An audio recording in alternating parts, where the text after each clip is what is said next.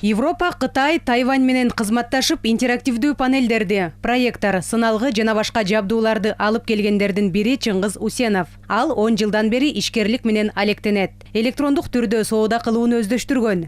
Бирок мындай аянтчаларга катталууда кыйынчылыктар бар. Большой маркетплейс под названием Wildberries, да, и я решил попробовать там. Товарларды электрондук соода аянтчалары аркылуу сатуу ыңгайлуу. Мындан улам Wildberriesке катталууну туура көрдүм. Бирок ал үчүн Россиядан юридикалык жак ачыш керек экен. Мындай талап ишкерликти эми гана баштагандарга ыңгайсыз. Россиядан кеңсе ижарага алып, кызматкерлерге айлык төлөш керек. Чыгымдары көп. Эгер кыргыз бизнесмендери оңой катталышса, бул жерде туруп эле товарларын платформа аркылуу башка мамлекеттерге сата алышмак. Чыңгыз Усенов сыяктуу товарларды башка мамлекеттерге сатууну көздөгөн ишкерлер арбын. Эми алар Россиядан, Казакстан же Белоруссиядан юридикалык жак ачпастан Wildberries платформасына түз каттала алышат. Ал үчүн аталган аянтчанын өкүлдөрү менен кызматташтык жөнүндө меморандумга кол коюлду. Ага ылайык атамекендик бизнес өкүлдөрү продукцияларын ЕАЭП өлкөлөрүнө Германия, Франция, Италия, Испания жана башка мамлекеттерге соодалоого мүмкүнчүлүк алат. Wildberries на самом деле в Кыргызстане уже в принципе давно.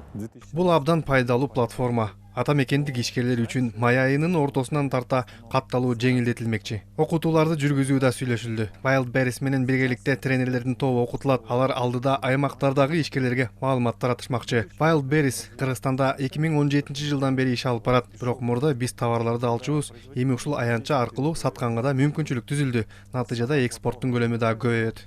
Wildberries КМШдагы ири соода аянтчасы болуп эсептелет. 40 миллиондой колдонуучусу бар. Былтыр сайт аркылуу 323 миллион буйрутма ишке ашырылып, кардарлары 1,5 миллиардтан ашуун товар сатып алган. Көрсөткүч 2019 жылга салыштырмалуу 2-3 эсе көп. Дүйнөдө жылдан жылга онлайн сатып алуу кеңири жайылып жаткан учур. Кыргызстандагы электрондук соода сатыкты өнүктүрүү үчүн укуктук шарттарды түзүү аракетинде.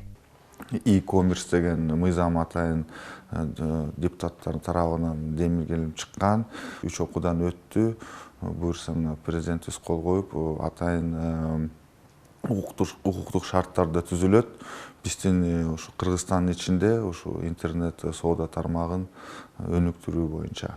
Андан да тышкары атайын регуляторика да киргизилип жатат. Ошо ишке ашырылса, атайын укуктук шарттар, ушу салыктык шарттары дагы өзгөрүлүп, оңой болуп, ушу биз интернет сооданы өнүккөнгө ушундай атайын шарт түзүп беребиз деп көмөк көрсөтүп.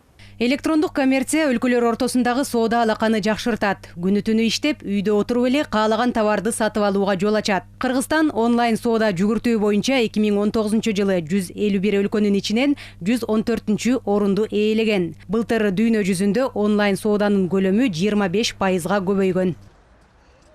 Жазгүл Сейдахматова, Чыңгыз Токторбек уулу, ЛТР, Бишкек.